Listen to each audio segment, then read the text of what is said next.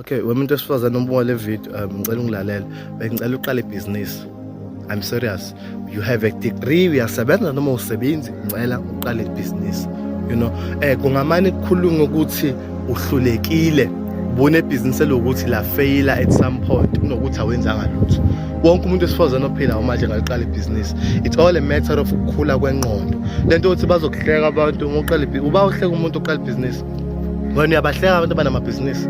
Ubona abantu besifazane bedayisini, abantu emgwaqeni bedayisa abakudayisa ama-fruits. Uma ubona abo bantu udlula ubahleka wena. Ayikho into ehlekisa umuntu oqala ibhizinisi and ayekho umuntu ozokuhleka. Start a business. Lento ukuthi wena ufuna ukuyoshadwa, uzoshadwa yimina, uzoncika la kumina. Siyasindwa nathi bafethu singamadoda nikamini, you know. So nje kwangathi ungaba nawe nendlela yokuyisupport nendlela yokuthi uzolethana emshadweni uphethene nesandleni. Yabo? Ungangeni uyashada ungena ngendlala. Bethi bembuko sisibambe buka umakoti bethi nkosiyami lona uzodla imali kabhuti wethu ke lona usembuto esebenza kanzima kanje uzodla imali ya ube becikeka nje wena uzothi nkosiyami emizini bangizonda kangaka ngenzeni bacinga ukuthi awenzi lutho awuna na business awenzi lutho uthi indoda ayingondle wazi ukuthi nje before uvuke uyowasha izitshe yohala egcikeni no start a business.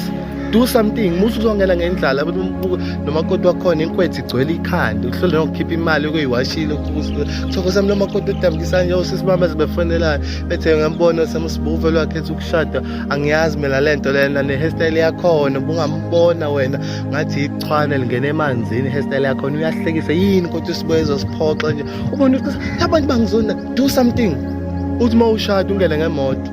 So uma umshado ungakafiki iba wenza samqala ibhizinisi ngamane ekhuluma ukuthi uhlolekile kunothi awenza ngalutho, you know. Qala ibhizinisi ukhulume nathi soku-advertisela thina, you know. Ayeva abantu abahamba ubuka amavidiyo ami ngeke uzuthola neyodwa ebuka abantu abangaphansi kwa-10,000 amavidiyo ami majority ebuka abantu ku-20,000 30 40 50 100,000. So leyo nto leyo ifike uyizikipa it's fine usigqoka leso sikipa ngibatshela abantu ngaleyo kodwa do something. Muso kuzomoyiza lokhu khuluma indaba yabafana nje wena mawubona mina nje cabanga indaba yabafana kusamla abafana lo mfana phela kangenza ngiphi do something ngempilo yakho start a business mahluleke uqalelike mawuhluleke uqalelike khona lelo uNkulunkulu ekukhumbula ngalo khona lelo uNkulunkulu ekukhumbula ngalo libe into enkulu ugcinisa unabasebenzi egameni lakho lokho kuyofika kanjani mawungaqali lokhu kudlana nendoda nje ukuthi ayithenga la ngama-wings iholile ayithenga la sozolokhu uzonda uqalekisa ke usola ukuthi iyachitha ngento nje futhi abe nawuzenze awube umuntu wesifazane who's hard working musoku entertain indlala but lo entertain indlala lo entertain indlala uyayithanda indlala yabo. So nje please start a business. Le message nje clear, please start a business. Qala ibhizinisi umuntu wesifazane. Leyo nto nje and I hope this one touches someone and when you start that business talk to me, I will see.